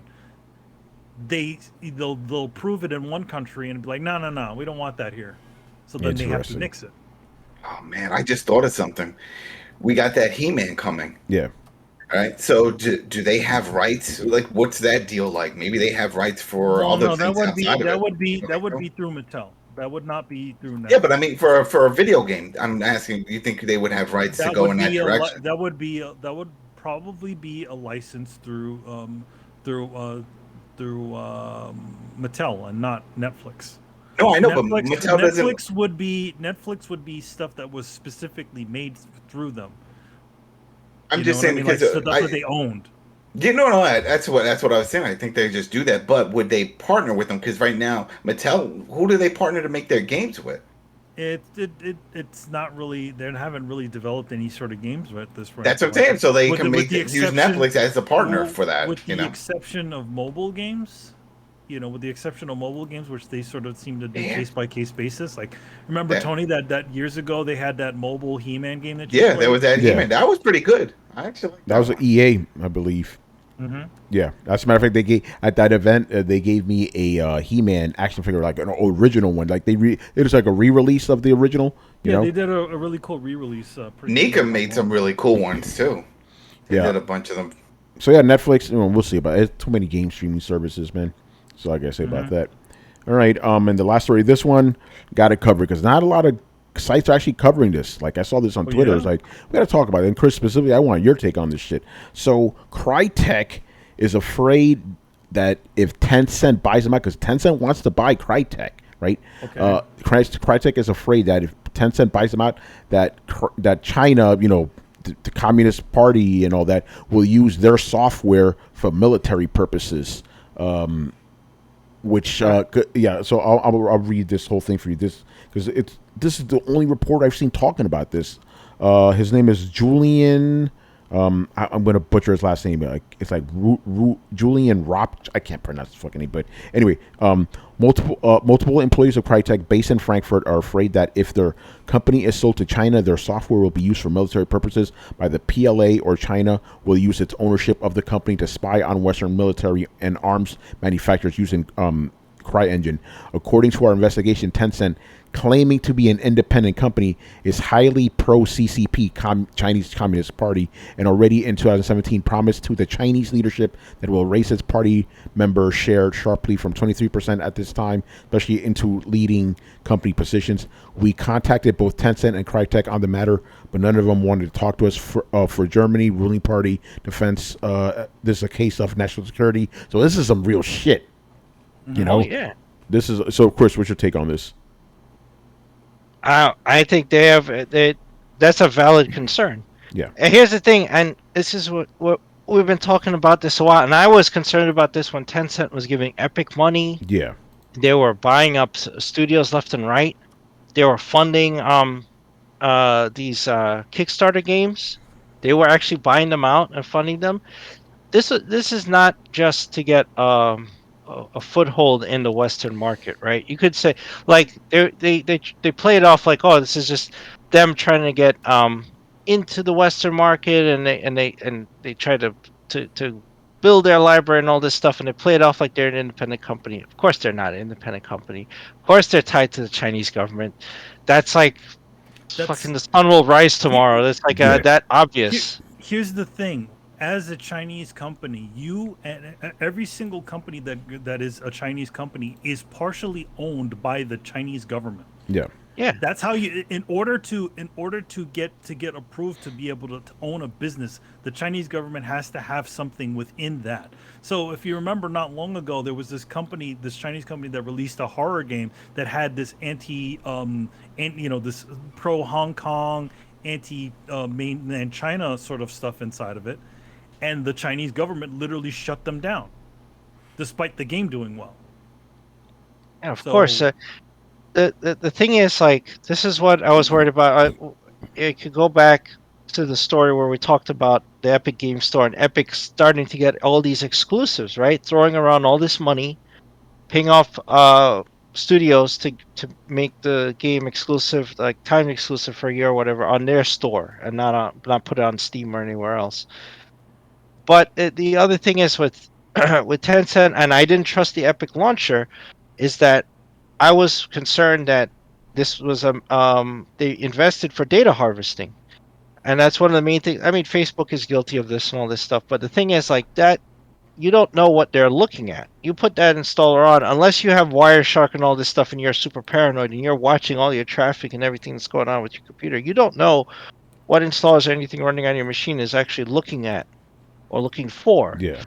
And then where it's going, and that's another story, right? It could be going back to China. So Crytek's fears, if this story is true, that's a completely valid thing, because the CryEngine could be used to make military simulators for the army or whatever. It could be used for a ton of purposes inside our defense and other things. So if you sell the engine to them and they can open it up and see what's in there and see how to access any backdoors or anything, that could be a reason why they're investing in the company in the first place. Yeah, I think that's a valid concern for sure. Very scary, and it's just crazy that a lot of outlets. But we know why they're not reporting on this. Yeah, because it's FUD. Yeah.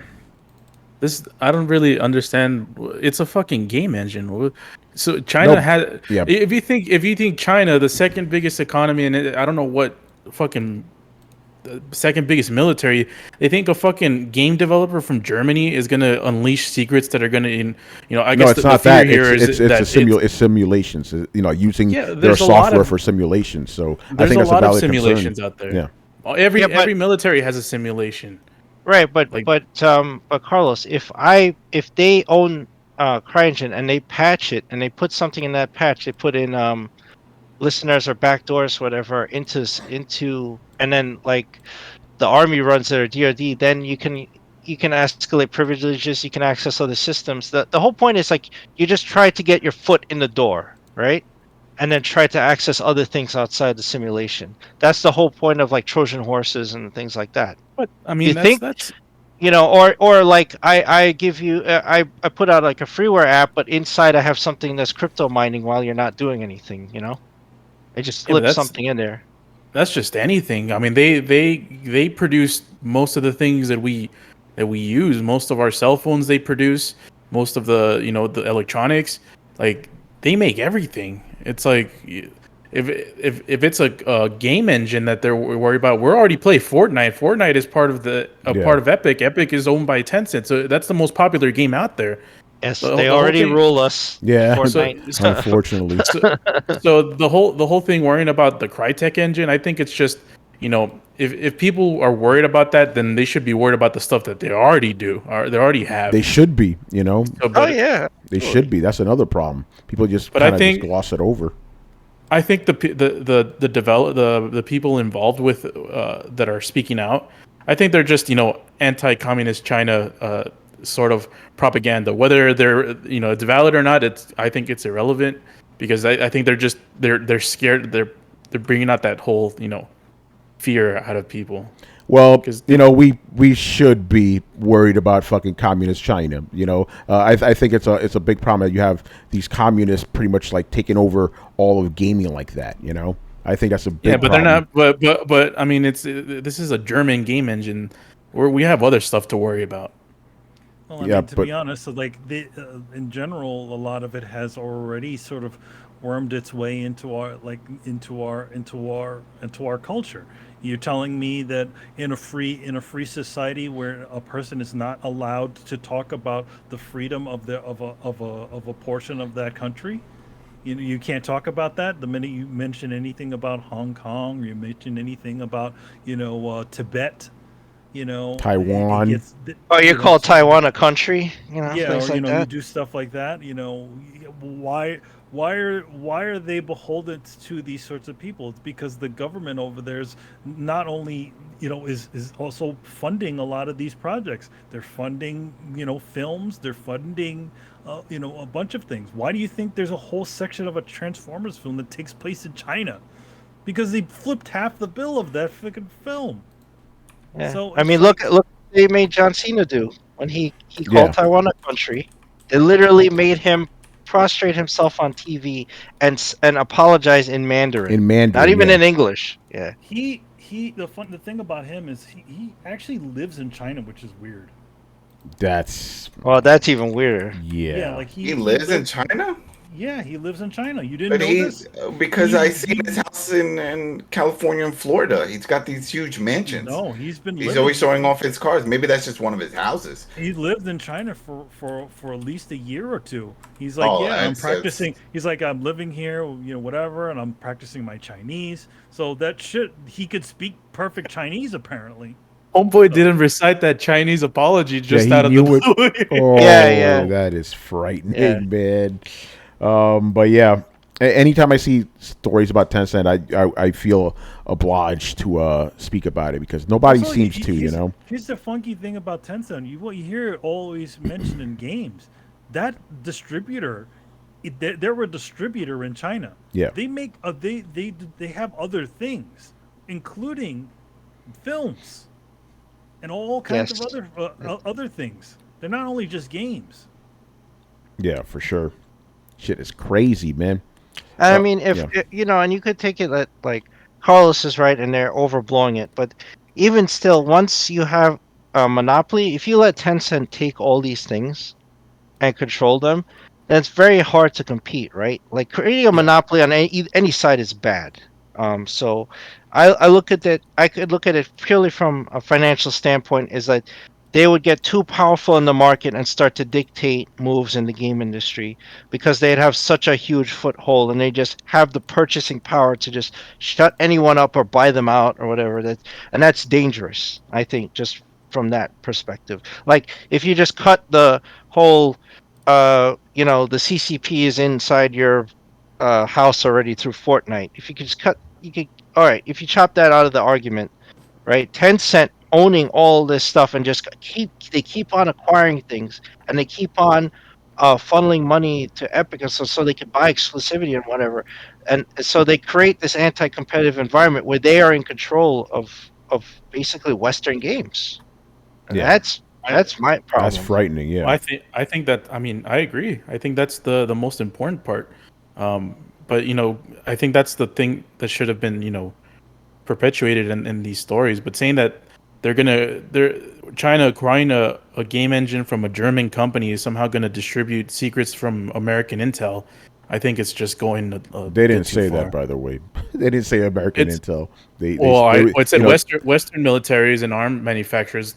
America is the fucking king's ransom of military and Western. But Western it was like their employees were just worried that they could use these for military purposes. And I think it's a valid concern.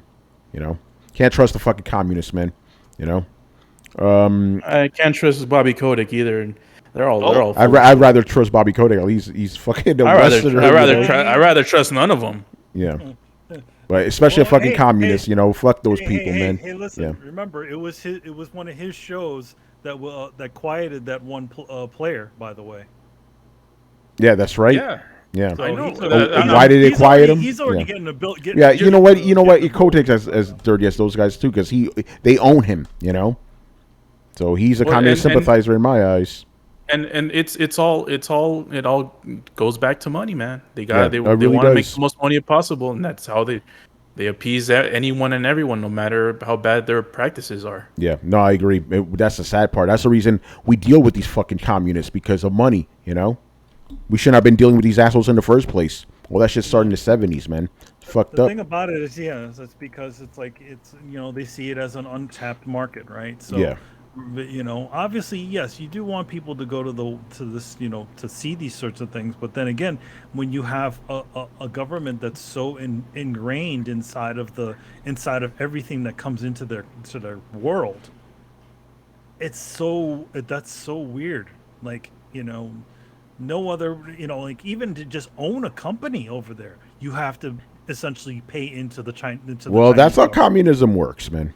You know, that's like everything. It's they have their hands in everything. It's their country. If you want to have a Chinese presence, that means that the Chinese government has to have a little bit of your company too. Yeah, they'll shut you down quick if you don't abide. Yeah, that shit is crazy, man. All right, man. Let's go down the line here. What have we been playing lately, Adam? What you been playing, man? Been playing like the Streets of Rage 4. That's awesome, Mr. X Nightmare. That shit is hard, I man. Play that shit. That survival is no joke, and it supports co-op, which is great. So you got the 3 new characters, bringing back Max Thunder. Nice. So that was cool. You know, you got a bunch of new moves, and that whole mode is very unique. And that's what I in the review I just went into, because it's not your traditional horde, which is what I was thinking it was. I was like, oh, it's just horde with levels. Like, no, they added all these other little twists and turns. So been playing a lot of that. My NHL 21, more like the NHL 94 Rewind. That's fun. So been playing some of that. And I feel like there's something else. There was one other third game. I can't remember what it was. But and still playing Valhalla. Assassin's Creed Valhalla. You'll be playing that for the rest of the year. That game's playing never that gonna forever. end. It's just never gonna end. And then they just announced like some more updates and goodies with it. So I'm like, shit, this is the forever game. Until that live service comes out. And there you go. That is So, Infinite. You're already playing Infinite. There you go. There you go. And I did play another game. It was a whack-a-mole type game. It was called "Try to Get Your Nintendo Switch OLED" when everyone else is trying to get it on all these sites, and I had all these other people in my job where everyone was going on different websites. We were trying to catch it. That was a pain in the ass game, but I won that game, and that was it. All right, Manny, you been playing anything? I mean, not much these days. I'm still still sort of in the realm of near replicant. Again, the next time I play it, I'll probably be the next time I also stream it. It seems to, it's cool. Do a little bit of YouTube streaming. So yeah, that's about it right now. All right, Carlos. Too busy making games to play no games, son. Who said that? Somebody said that. Who was it that said that? Manny, like 2 seconds ago. No. Oh no, it's an actor. He's too busy making movies and he never watched. I think it was Johnny Depp. If somebody said it, they're like they never watch their movies. Or is it Brad Pitt? One of those big names says he never watches any of his movies. He just makes them. Maybe it was John Cena. I was. No one sees his movies anyway. I haven't been playing anything since I finished. What's it called? Miles Morales. I got the plat on that and the Ratchet plat, but the game that I've been benchmarking recently. Excuse me? Is Red Dead Redemption 2 on PC. On my PC. Excuse me. Yep, because it finally got a DLSS support. So been doing some benchmarks there to see what are the best settings so I can go through the game. I played it when it came out for like maybe 3 or 4 hours, and then I went on one of my trips, and then it just got lost in the way. Yeah, but it's a game that I've been wanting to come back to for a while now, and I think this is the best time to go back at it. Yeah, especially since no real new games are coming out anymore. Only director's cuts. Only director's cuts. I'm looking around. I don't think I could talk about the game I'm playing. Mm-hmm. Oh. But it's also in early access, so does that not make it public? Yeah, if it's early access, it's public because it means anybody can get it. It's early access. Am I allowed to talk about this? Nah, man. Look at your paper. Well, the thing is, I got this code. I'll tell you off air, but I'm not sure. Okay, I'm not gonna say nothing. All I'll say is it's a PS5 game. I'll say that it's a PS5 game. Any game that I've received that was in early access, they said I was allowed to talk about it. I couldn't review it, but I can discuss it because it's early access. So they were like, "Yeah, go ahead, give some opinions, but don't call it a review. Thank you. Bye." Actually, hold on. Let me check Twitch right now, real quick. Brett, you go next. What game have you been playing lately? I'm kind of between games right now, actually. Oh, okay. Oh, by the way, I could talk. I've been playing Arcade Geddon. I'm looking on Twitch right now. This motherfucker's streaming it right now. When it's in access, you can do that. Motherfucker's streaming it right now. So yeah, I played for about 2 hours. I don't know what kind of game this is. I don't know how to describe the game. I'm a game reviewer. I don't know how to describe the game. It's a third-person shooting game, kind of online, but also kind of not. The premise is there's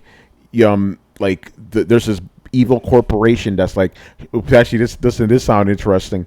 Evil corporation that's eating up all the game developers so they could be the only game developer in town. And there's this one little arcade that's holding out, and the owner of the arcade has this awesome new arcade game that he needs people to test out. But it's like a virtual game, so you got to dive in. You got to complete objectives for gang members and shit. Very cyberpunk type of thing going on. I do have to say this though, why does every game need to look like Fortnite now? Every game is like Fortnite.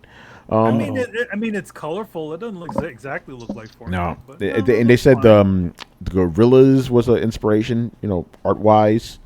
The band. The band. Yeah, the Gorillas with a Z. But yeah, again, interesting game. I just don't know what kind of game it is. And obviously, even though it's weird, it's like early access. I couldn't find anybody to play online. Are you playing it on easy mode? I don't know if it has difficulty settings or not. Again, I just hit start. I don't go to options. Yeah. So that's what I've been playing. Just that. Not a lot of games coming out right now. Brian. So I actually been playing some game. Oh. Nothing exciting though, unfortunately. A little indie game that came out a couple of years back called The Stanley Parable. Oh, yes. Oh, that game. Oh, yeah. Okay, Rich. It's about you can play the whole thing in like an hour and a half. Well, 2 hours really, and it's really damn good. For games where you can run through the whole thing in 5 hours, 6 hours, and see all 12 endings, I think it is. It's well worth the money. It's well worth it. It has some good comedy, some good reflection. It's one of those few games that I say is well worth it, and definitely it's nice just to play around with. They do a lot of third wall breaking stuff, lots of British style humor, where the narrator mocks you and stuff like that. So if you're itching for a Portal fix, and since Valve is not giving you Portal because Valve hates money apparently, then go for it. Not tomorrow at They like money. At 1 p.m. Now they like 1 p.m. money. Eastern. All right, Chris. Oh, me, I've been playing a whole lot of nothing. I just been working. I'm working, man. I play a game called Diaper Changer. That's where my daughter That's puts a fun herself. one. I like that one. That's a fun game. Yeah, so I just been busy. I put Ratchet & Clank on hold because I just been putting in overtime with work. So Oh man, make that money, man. Make that money. yeah, but that's what I'm trying to focus on. I want to platinum that game, but I just haven't had time to even get back into it. And then I waste time by doing things like watching Loki, so we could talk about it. Yeah, that trash. We'll talk about during the plugging section. I think I talked about this, right? Death Store. I played some of that. Actually, my preview should be going up soon. Fun game. I actually liked it a lot. I was so surprised. It's like Legend of Zelda meets Dark Souls. Believe it or not, but I don't mean Dark Souls in the difficulty sense. I mean more of the interlocking world type of sense. It's cool. You play as a raven that kills people. Or excuse me, reaps their souls. Reaper. And the cool thing is, because I played Steam's like a preview version, but all my progress will roll over to the main game, which comes out on Tuesday. So go check it out. It's a cool game, Xbox exclusive, PC as well, obviously.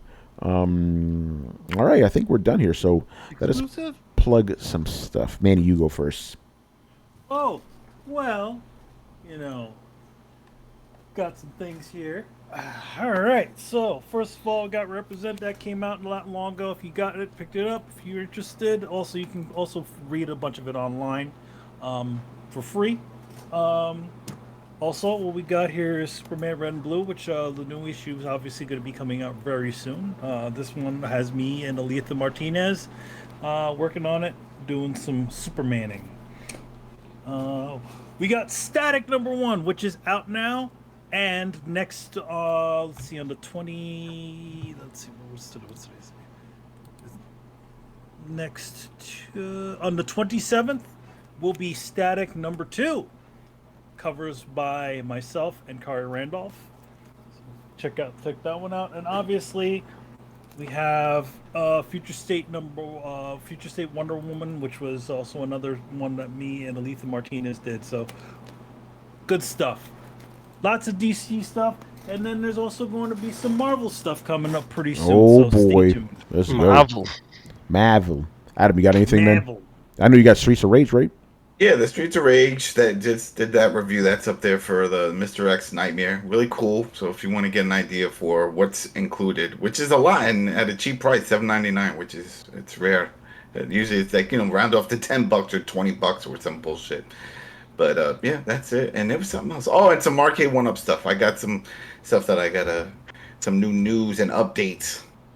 So head over to the Coalition for all that. Yep. Coalition got a lot of stuff there. Yeah. Speaking about the Coalition, over on the YouTube, you can watch the first 5 episodes of our Loki spoiler cast. Listen to those. Be prepared for our final one, which we'll be recording on Saturday, and mercifully our last one, because this show. Wait, I don't know if you heard the update. It got picked Yeah, I up know. for second season. And I'm gonna make an announcement. Back for that? Yeah, I'm done. I can't. Sorry guys, I can't do it. The show is torture. It is horrible. You know, just that last episode. I'm not, no spoilers, but that last episode was like literally half of it was in one spot, just talking for half the episode in one spot. I'm wait, how? You know what the fuck is compelling about this? You know. So essentially, it was the end of the Matrix. Yeah, oh my God. Yeah, the architect talk. Yeah, it was like that. Yeah, except no fighting. You know. I'll get into it in the episode, but Chris, you already know, man. I don't need you to convince me it was bad. It was terrible. What happened, Brett? Let's talk about this after the show. What are you talking about? Loki. I thought that's what you're talking about, but it didn't sound right because of the things you're saying. All right. Let's settle down. Let's settle down. It's a family show. Like fighting words. Yeah, terrible show. But it's a good It's a good podcast we do for it, though. Yeah. Great podcast. Yes. Don't listen to these guys. It's the best Marvel show. What? Yeah, no. We'll talk about this off here because terrible show. All right. Anyway, we're done here. Follow us on Twitch, Twitter, subscribe on YouTube, and join the Discord where it is always popping. You can find us on any podcast app by searching for Throwdown Show, and you can visit throwdownshow.com to listen to past episodes. If you're watching us on YouTube and you enjoyed this episode, please hit like, subscribe, and ring the bell to be notified of when our videos go up. And links to everything, as always, are down in the description below. Once again, I was your host, Tony Polanco, and tonight I was joined by Emilio Lopez.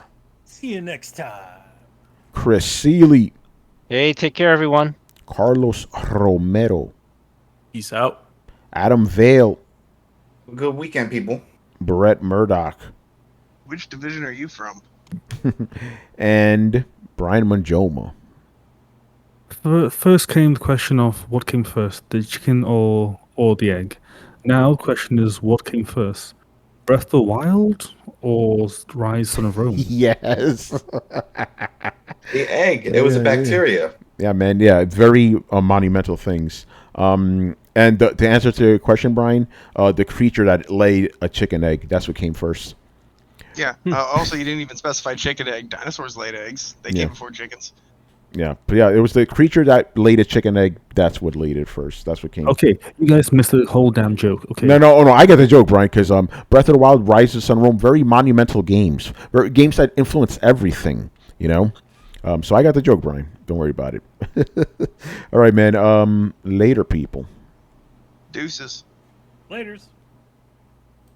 Bye.